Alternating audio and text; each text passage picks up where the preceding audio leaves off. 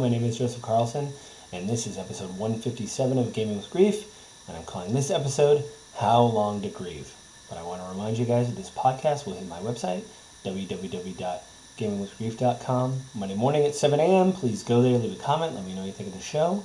Or you can go to Apple iTunes, the Google Play Store, Spotify, or now I'm putting the old audio up on YouTube, and I will be doing that until I get caught up with the current episode. So go to those places, please like and subscribe, give me the stars and things like that, and let me know what you think of the show, or if you have a game or something you want me to look at or think about, or what have you. You can also find me on Twitter at JustLittleJoe, so go there. I'm getting better about promoting the show. You might have seen some tweets about me sharing old episodes. I think I'm up to episode 112, and I'm doing one every day except for Saturday until I get caught up to the current episode. So this episode is weird, because I remember last week I talked about I was going to talk about Portal 2, that I was playing that, which I'm still playing it. I'm almost done with it. But something came into my lap through another audio podcast I listened to that I mentioned on the show before. It's called Terrible Thanks for Asking with Nora McInerney. She was also sent an article by the New York Times, and like I said, I'm going to do something a little bit different than I normally do. I am going to read sections of this article called How Long Should It Take to Grieve? Psychiatry has come up with an answer. And the byline said the latest edition of the DSM-5, sometimes known as the Psychiatric's Bible, includes a controversial new diagnosis, prolonged grief disorder. That's right. Prolonged grief disorder. Now, here, I just want to say something before I continue to talk about this article and read it in full. I kind of went up and down. One, listening to Nora McInerney, she had a psychiatrist on. I did not write that person's name down. I apologize. But you can find that episode. They don't really go by numbers. They call it something. They call it, they do what I used to do. Anyway, go there, support Terrible. Thanks for asking if you want to hear about different people's experience going through grief every week. Nora has different people on from all over the U.S. and all over the world talking about grief. Some of them have personally experienced grief, and they kind of run the gamut through grief, whether it be divorce or losing your job or your best friend passes away. They're not technically a family member, but anyway. There's lots of different grief they cover on the podcast. Please go there and support that podcast. It's called Terrible Thanks for Asking with Nora McInerney. I know the thumbnail for it is yellow, so it sticks out.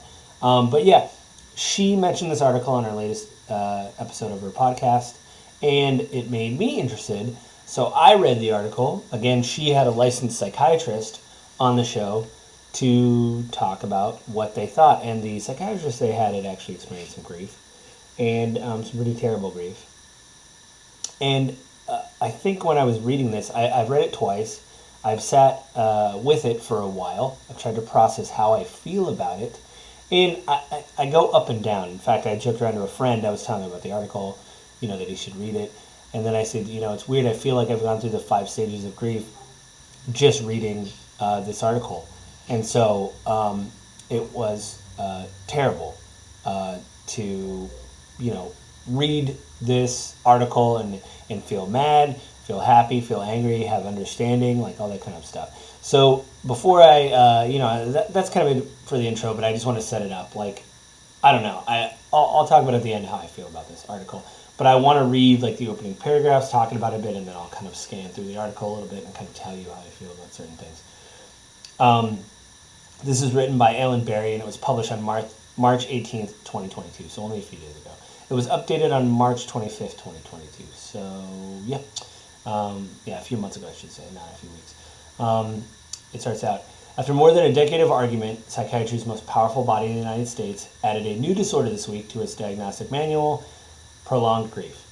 The decision marks an end to a long debate within the field of mental health, steering researchers and clinicians to view intense grief as a target for medical treatment in a moment when many Americans are overwhelmed by loss.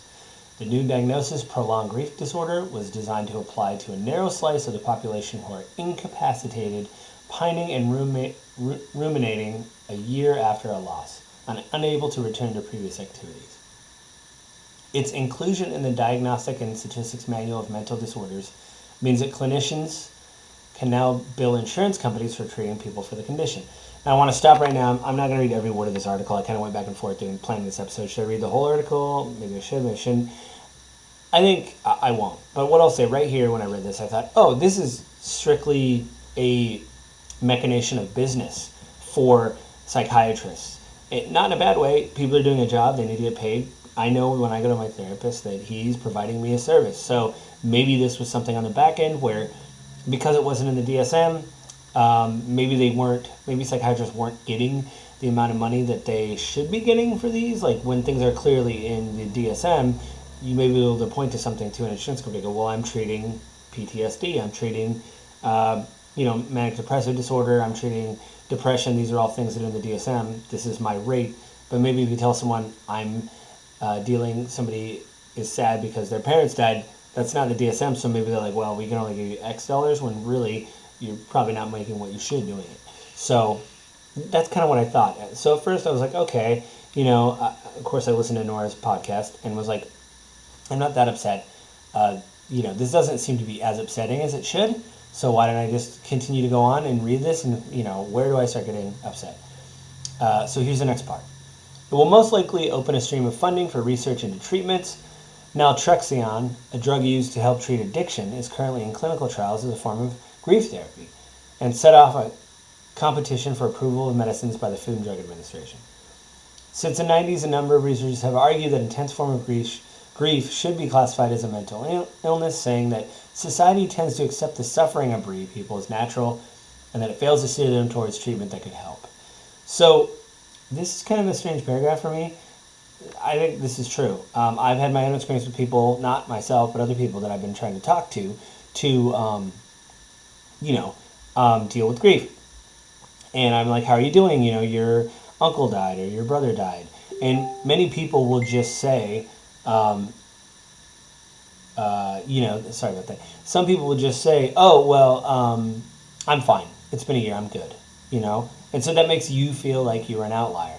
But one thing the DSM doesn't really go into, and this we'll talk about later a little bit. Well, I should talk about it now because I don't think they bring it up in the article. I'm not going to talk about anybody else's grief. I'm just going to talk about my grief. There's a compounding sometimes. Like, I have lost more than a person, between 2016 and 2020. So to me, there's almost like this weird mental compound math equation in my head of, it is a totality of loss that gets compounded upon. So how do you dig yourself out of these feelings of depression and stuff when clearly it keeps happening, or it did for a bit of time? Do you have to work on each part of each loss separately or something like that? I think that's something that's hard maybe in the DSM to write down. And they go on to say that basically they wanted to do this. They just would say, like, quote, one of the doctors was talking, quote, there were parents who never got over it, and that was how we talked about them. Colloquially, we said that they never got over the loss of their child. Okay, that's the end of the quote. But I want to say right now, when are you supposed to do that? Is there a time frame on, like, okay, well, yeah, I mean, my kid died, oh well. I only had moments with my kid. My friend Ben, who passed away, he was 40 years old. We talked about him a few weeks ago. When are his parents going to stop thinking about him? Or, I don't know. It just seems like really weird that, it seems weird that we would, it does have this thing of, like, there's this feeling when you deal with grief that, like, you get through it, you don't get over it, like the idea that you just kind of won't learn to deal with what has happened. You don't, like, forget about those people or whatever. And how do you deal with that correctly? How do you deal with thoughts of depression and sadness? Correctly, moving on with the memories of the people that are in your past. I've said before, you're kind of like a mausoleum, at least in my experience. You're a little bit like a mausoleum when people die. You have to keep their memory alive and all that kind of stuff. So, yeah. They go on to say that, like, they wanted to look at people because they thought, well, some of the psychologists thought, well, we just deal with depression and anxiety. We don't deal with grief because grief is normal. And then a psychiatrist asked, maybe we should look into that. Maybe that's something that's doing it. But now, of course, there's critics because it's basically categorizing grief as a mental disorder, which everybody experiences grief in one way or another. Again, like I said at the top of the podcast, either you go through a divorce, maybe you lose your best friend to cancer, which happens to people, or maybe even your friendships go away. You know, maybe you lose your job. These are all things that are a form of grief that you have to deal with. You know, like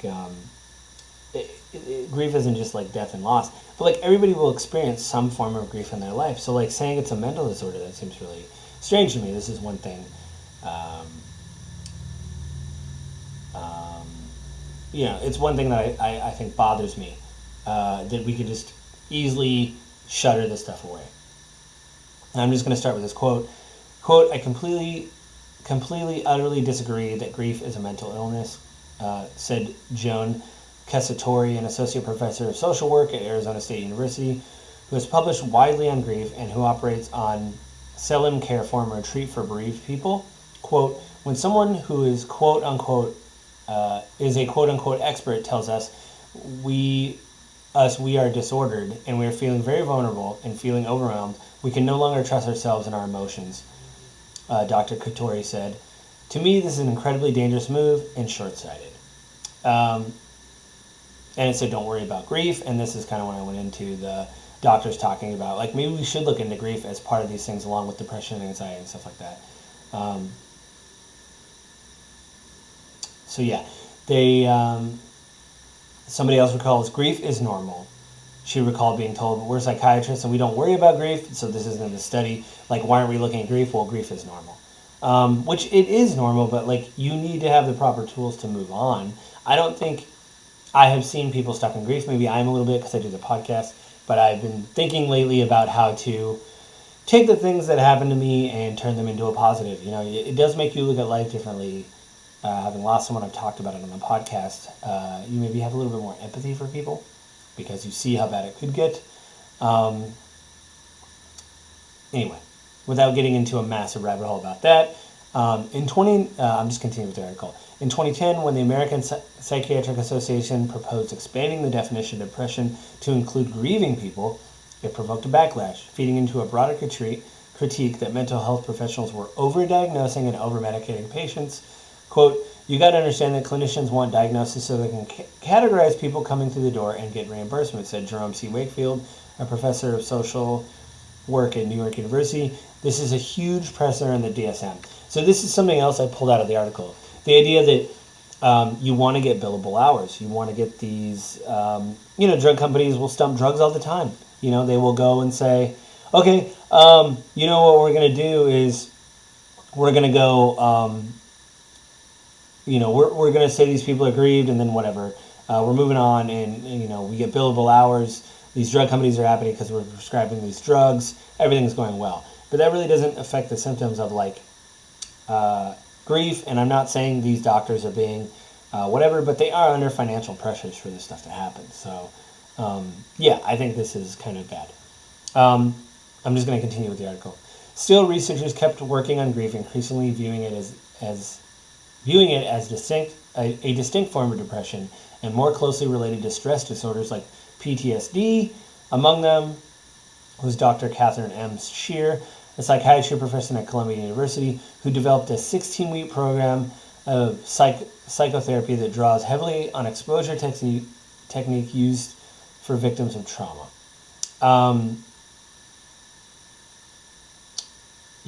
And then a lot of people are saying, where do you cut the line off? What is prolonged? And they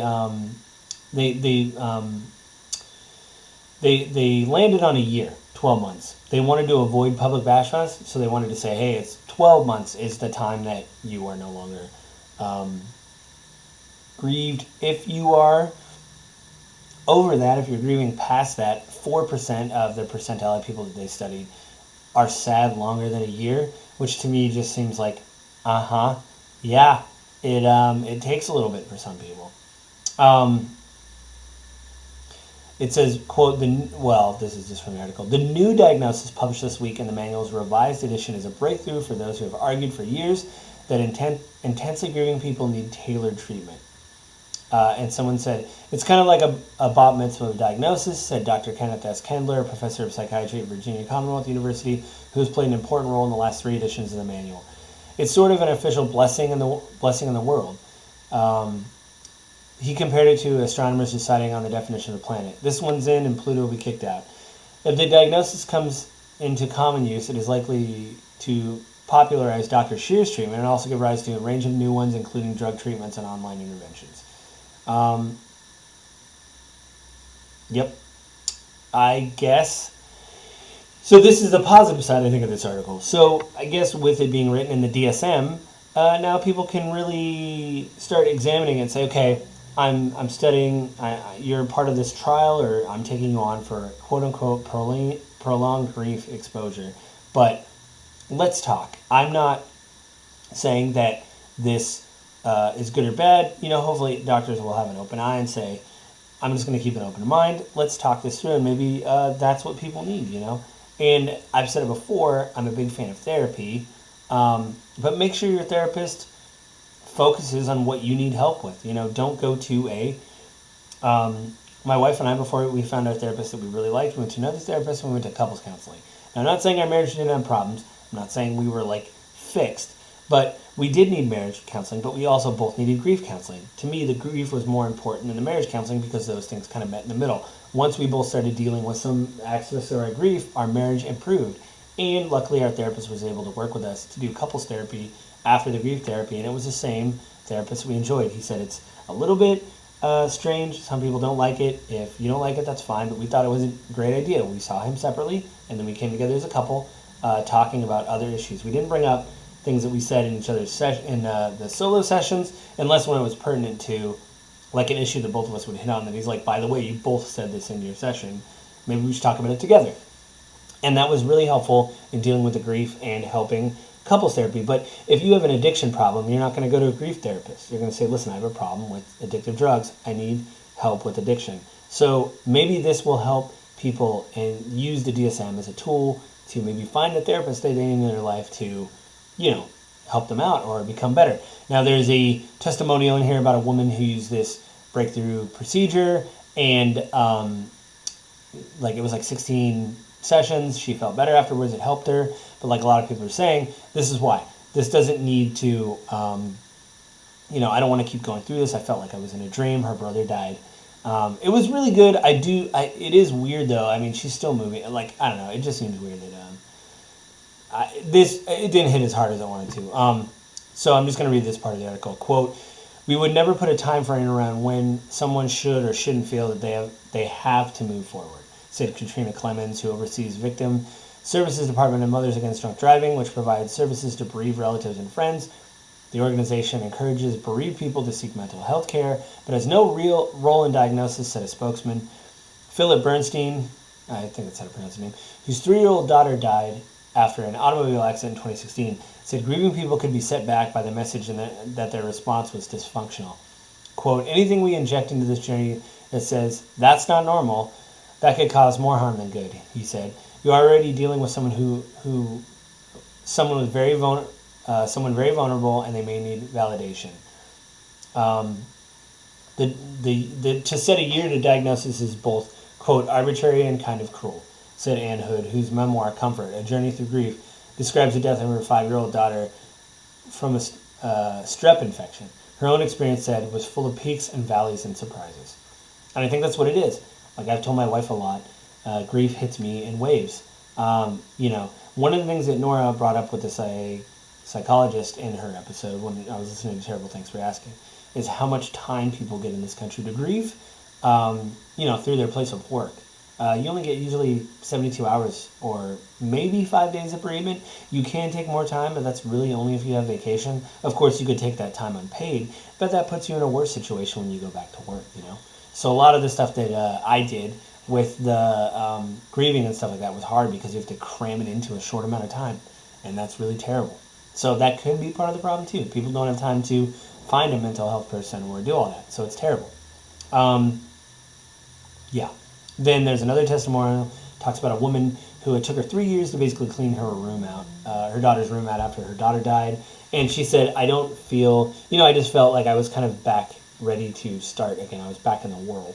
Now, I took that to mean that I don't think that she was cured by any means or, totally on the mend. I just think she was in a place where she's like, I can deal with this now. One thing Nora McInerney brought up in the podcast again was the fact that maybe her father died, and then I think 8 weeks later her husband died of cancer. One thing she brought up was PTSD. She said, I really felt that I had a severe case of PTSD, and that I didn't know what I was feeling because I was just in shock. And I feel that that's true with me. A lot of things in my grief have happened, and you don't even know how to feel about them because it's been such a short amount of time. You think to yourself, oh, maybe you just dealt with one thing, and then another thing happens, and you're kind of back to square one. With me, my father dying and then my mother dying. Well, my father dying and then the miscarriage and then my mother dying. Like, those are things back to back within, a year and a half of each other that were terrible. And, you have to think. Now, again, there was over 1,300 responses to this, and a lot of people were saying basically everything that I'm saying in this podcast was like, how dare you put a time frame on it? Am I abnormal because it's been 5 years and my mother died and I can't get over it? Like, what is happening? All these I think are legitimate feelings, and I again would recommend people go to therapy if you feel you need to talk to somebody. It is weird, and again I feel that this article is good and bad, because one, it proves that maybe some of this, like I said at the beginning, is just a way for them to start the process of studying people more. Now they will have the financial means to do that, because maybe by them writing it in the DSM, they'll not get paid money. They'll be able to do studies. Maybe in the next DSM, it doesn't say in there when they, I don't think it's every year, but when they maybe re-up or rewrite the rules, maybe they go, like this, we need to word this differently or come up with a term or something, because this isn't really working. So, I don't know.